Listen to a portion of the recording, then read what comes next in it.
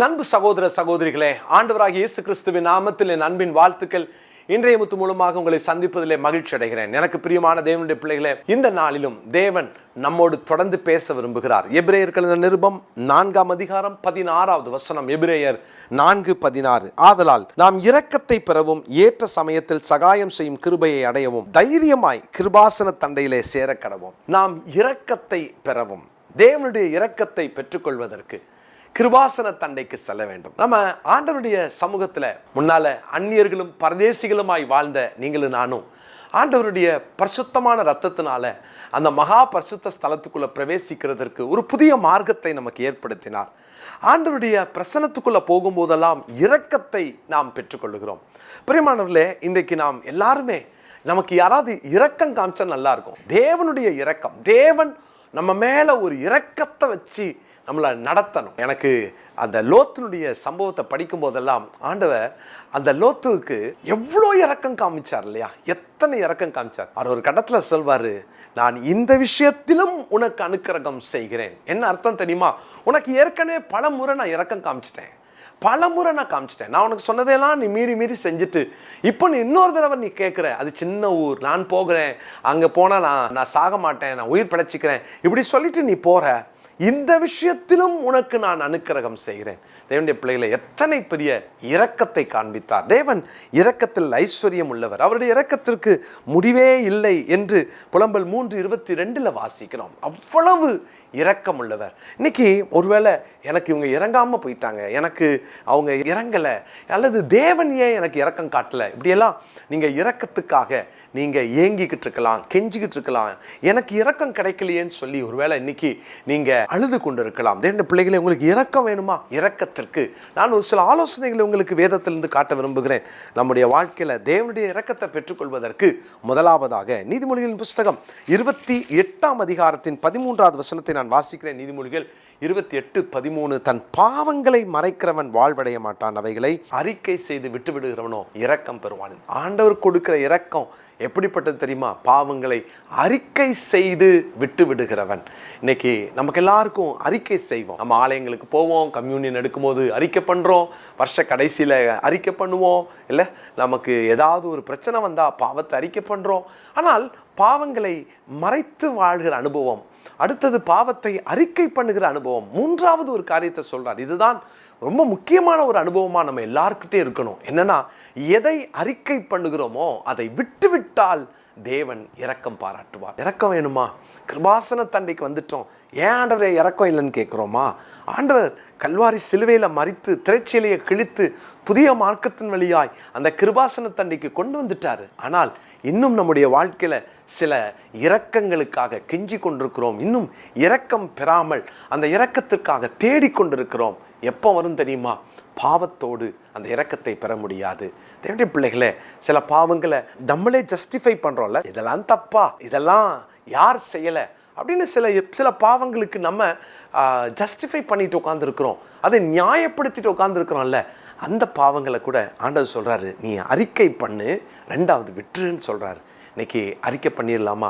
இன்னைக்கு ஆண்டவருடைய சமூகத்துக்கு வந்த தேவனுடைய பிள்ளைகளே, தயவு செய்து அதை அறிக்கை பண்ணிடுங்க. அப்படிப்பட்ட ஒரு வாழ்க்கை வாழ்ந்தால் தான் இரக்கம் கிடைக்கும். மனுஷனுடைய இரக்கமும் கிடைக்கும், தேவனுடைய இரக்கமும் கிடைக்கும். நீங்கள் தானியேல் 1ஆம் அதிகாரத்தில் 8ஆம் வசனத்தில், ஐயோ ராஜாவின் சாப்பாடு என்ன தீட்டுப்படுத்தக்கூடாதுன்னு இருதயத்தில் தீர்மானம் பண்ணினார் தானியேல். அந்த தானியேல் இருதயத்தில் தீர்மானம் பண்ணி தேவனுக்கு முன்பாக தன்னை பரிசுத்தமாக காத்துக்கிட்டார். அந்த தானியேலுக்கு அந்த பாவத்தை எனக்கு வேண்டான்னு சொல்லக்கூடிய தைரியம், நான் தீட்டுப்பட மாட்டேன்ற தைரியம், அந்த மனநிலை, அந்த கன்விக்ஷன் தானியேலுக்கு வந்ததுனால 9வது வசனத்தில் வாசிக்கிறோம், தேவன் தானியேலுக்கு பிரதானிகளின் தலைவனிடத்தில் தயவும் இரக்கமும் கிடைக்கும்படி செய்தார். ஆமென். பிரதானிகளின் தலைவனிடத்திலிருந்து இரக்கம் எப்போ? நீ நல்ல பரிசுத்த வாழ்க்கை வாழுவேன்னு தீர்மானம் பண்ணினால். அவன் பாருங்க, அதை விட்டு விட்டான். எனக்கு வேண்டாம், அசுத்தமான போஜனங்கள் எனக்கு வேண்டாம், என்னை தீட்டுப்படுத்துகிற காரியம் எனக்கு வேண்டாம். அதில் தீர்மானம் எடுத்ததுனால தேவன் கொடுத்த ஆசீர்வாதம் தெரியுமா? பிரதானிகளின் தலைவனிடத்திலே இரக்கம் கிடைக்க கர்த்தர் அனுக்கிரகம் செய்தார். பிரியமானவர்களே, தேவன் இரக்கம் உள்ளவர். ஆனால் இன்னைக்கு ஏதோ ஒரு பாவத்தோடு நம்முடைய வாழ்க்கையில் இன்னைக்கு நம்ம வாழ்ந்து கொண்டிருந்தால் அந்த பாவம் நம்முடைய வாழ்க்கையில் இரக்கத்தை தடை செய்கிறது. இரக்கத்தை பெறவிடாமல் அந்த இரக்கத்துக்கும் நமக்கும் நடுவே நின்று கொண்டிருக்கிறது. இரக்கத்தில் ஐஸ்வர்யம் உள்ளவர் சொல்கிறார். உன் பாவத்தை விட்டு நான் இரக்கம் காட்டுறேன்னு சொல்கிறாரு. பாவம் இல்லைன்னு சொல்ல முடியாது, சொல்லக்கூடாது. 1 யோவான் 1:8 நம்ம வாசிக்கிறோம்ல, நமக்கு பாவம் இல்லை என்று சொல்வோமானால் நம்மை நாமே வஞ்சிக்கிறவர்களாக இருப்போம். இன்னைக்கு நம்மளை ஏமாற்றி கொண்டது போதும். தேவனுக்கு முன்பாக மனத்தாழ்மையோடு, ஆண்டவரே என்னுடைய பாவத்தை மன்னிங்கன்னு சொல்லி அர்ப்பணிப்போடு கூட நம்ம ஜெபிப்போம். கர்த்தர் இன்னைக்கு இரக்கம் பாராட்டுவார். ஆண்டவர் நமக்கு கிருபை பாராட்டுவார். இந்த நாளுக்குரிய மனப்பாட வசனமாய் நீதிமொழிகள் 28:13, எந்த பாவத்தையும் மன்னிக்கக்கூடிய ஆண்டவர். அவர் நம்ம மன்னிப்பு கேட்டுட்டா அவரை மாதிரி மன்னிக்கிறவரும் மறக்கிறவரும் யாருமே இல்லை.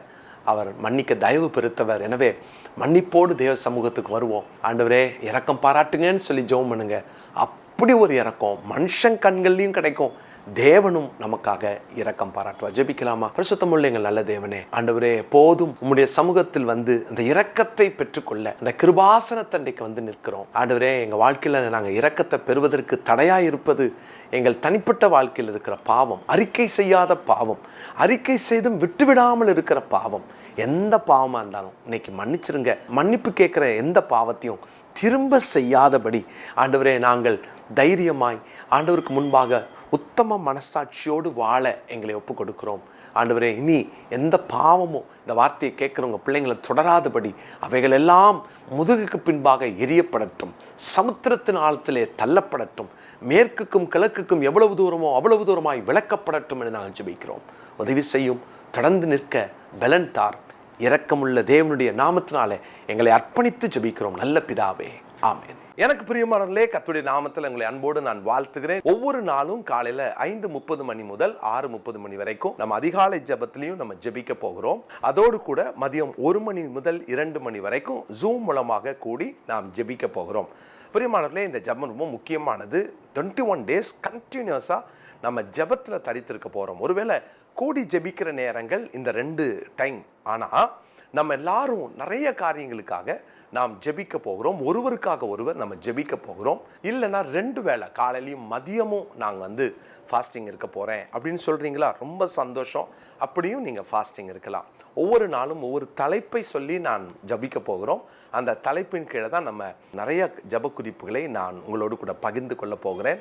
நானும் அன்பு சகோதரன் மைக்கேல் ராஜ் அண்ணன் 2 பேருமே இந்த ஜபத்தை நடத்தவிருக்கிறோம். எனவே இப்போவுமே நீங்கள் ஆயத்தப்பட்டுருங்க. கீழே பார்க்குற இந்த ஃபோன் நம்பரில் நீங்கள் தொடர்பு கொண்டீங்க அப்படின்னா நாங்கள் உங்களுக்கு அந்த குரூப்பில் உங்களை நாங்கள் ஆட் பண்ணிடுவோம். அதை தனியாக அதுக்குன்னு சொல்லியிருக்கிற வாட்ஸ்அப் குரூப்பில் உங்களை ஆட் பண்ணிடுவோம். ஒவ்வொரு நாளும் நம்ம ஜெபிக்கிற ஜபங்களுக்கு கர்த்தர் பதில் கொடுப்பார். நிச்சயமாக இந்த 21 நாள் ஃபாஸ்டிங் ப்ரேயரில் பெரிய பெரிய மாற்றங்கள் வரப்போகிறது. எஸ்தர் ராஜாத்தி 4 நாள் ஜெபம் பண்ணும் போதே கர்த்தர் அவ்வளோ பெரிய மாற்றத்தை ஏற்படுத்தினார். 21 நாள் தானியேல் ஜெபம் பண்ணும்போது அத்தனை பெரிய மாற்றத்தை ஏற்படுத்தினார். நம்ம ஜெபம் பண்ணும்போது கர்த்தர் செய்ய மாட்டாரா? தேசிய அளவில் கர்த்தர் மாற்றங்களை ஏற்படுத்த போகிறார். நம்ம ஜெபம் பண்ணுவோம், ஃபாஸ்டிங் இருப்போம். எனவே நீங்கள் இந்த காரியத்துக்காக உங்களுக்கு தெரிந்த நண்பர்கள் எல்லாரையும் சொல்லுங்கள். சேர்ந்து நம்ம ஜெபம் பண்ணுவோம். கர்த்தர் பெரிய காரியங்களை செய்வார். உங்களை எல்லாரையும் அன்போடு கூட அழைக்கிறேன். God bless you.